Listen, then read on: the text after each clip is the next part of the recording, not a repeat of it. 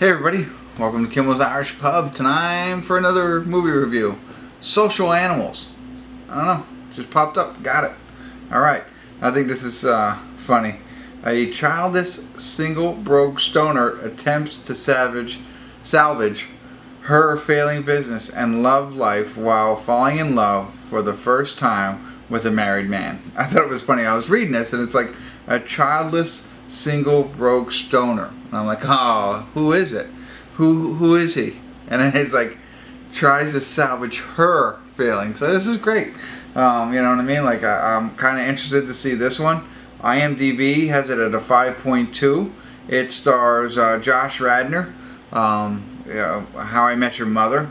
That's why I found it. I don't know who else is in it. I mean, there's other people here that I don't recognize, but Carly Chaikin, I don't know. Whatever, who cares? Anyway, we'll get into it a little bit. Sounds kind of interesting. Sounds like it could be fun. And we'll see what it's all about. Stick around. I'll give you a better synopsis than what I just poorly read to you and tell you what it's really about. And then we'll see if it's any good. Alright? Be back. Hey everybody. I want to do a quick check-in here. We're watching Social Animals. We're at the 45-minute and 2-second mark. And basically, Josh Radnor's character, married with 3 kids, and not very happily married. It seems like he owns what seems to be like a DVD store, selling DVDs, like a Blockbuster kind of thing. And his wife is a lawyer, but their marriage is struggling. They're, not being intimate, if you will, as much as a married couple should, and you can see that they're, struggling in their relationship. So she makes a suggestion of, why don't you have an affair? Meanwhile, Zoe, who is played by somebody I'd never heard of before, Noël Wells. So she is turning 30, single, but promiscuous, if you will. Has a lot of one-night stands, and she takes pictures of them and things like that. And this is a very sexual movie, so let me be open and honest about it right now. I had no idea coming into it, but it is a lot about sex, so anyway, but she does have a lot of one-night stands. She's not really looking for relationships. She definitely doesn't want to be married, definitely doesn't want to have kids, that kind of thing. So anyway, the two of them work across the street from each other, and his wife, like I said, had said go have an affair. He's starting to build a little bit of a relationship with Zoe, who's across the street, but it's like a harmless friend kind of relationship, and that's really where it's at. I mean, she is, like they say in the beginning, she's a stoner. She likes to smoke a little bit. She lives in a trailer. She's being evicted from her lot. She owns a trailer, but she has to get off the land kind of stuff. And her business is struggling, just like his is. And that's really where we are. It's nothing groundbreaking here. One person who's in it, it looks like her name is Fortune Femister? I don't know. She's kind of funny. So she's a little bit of the comic relief in the movie.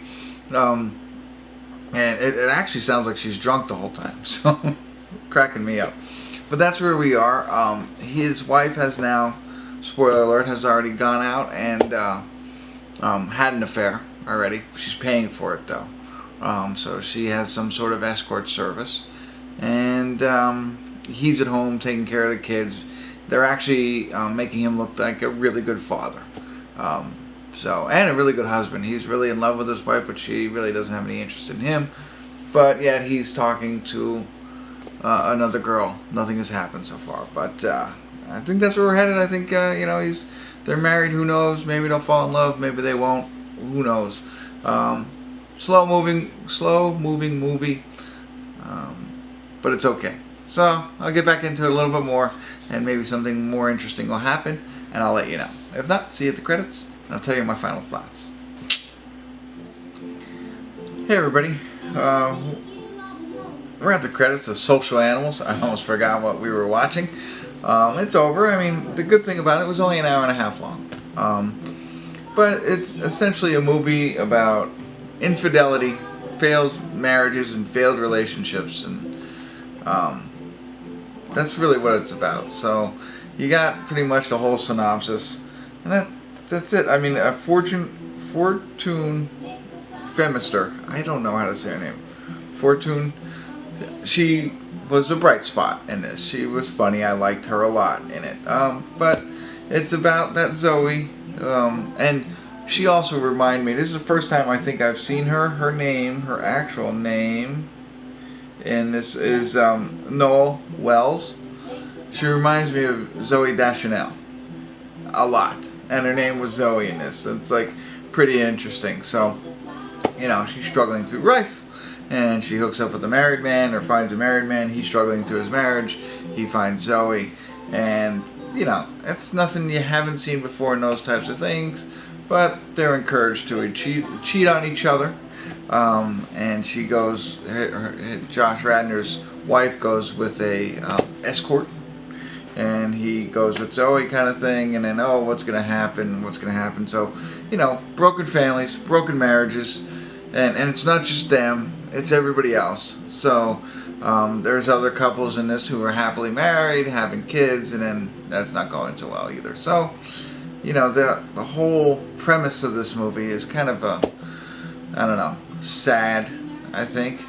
But at least it was somewhat entertaining, although you might not believe in the story that they're trying to tell, that it's okay to, if you're not in love with the one that you're married, go sleep with somebody else, or just keep hooking up, whatever. If you're into that kind of story, or if you can get past that, you know, I thought it was somewhat entertaining. I'm probably going to give it a 5 or a 6, I would say. And the only reason I'd go to a 6 is because that one woman I mentioned, I thought she was funny.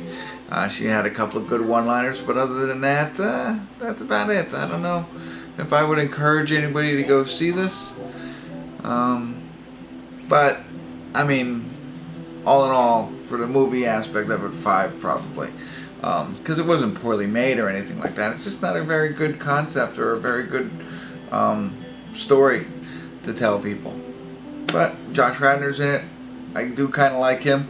And that's it. That's it. I'm not going to ramble on here. You don't need me to. I think you have enough information. If you don't, leave me comments. Let me know what you wanted to hear. I'd love to know. But thanks for tuning in. Kimmel's Irish Pub.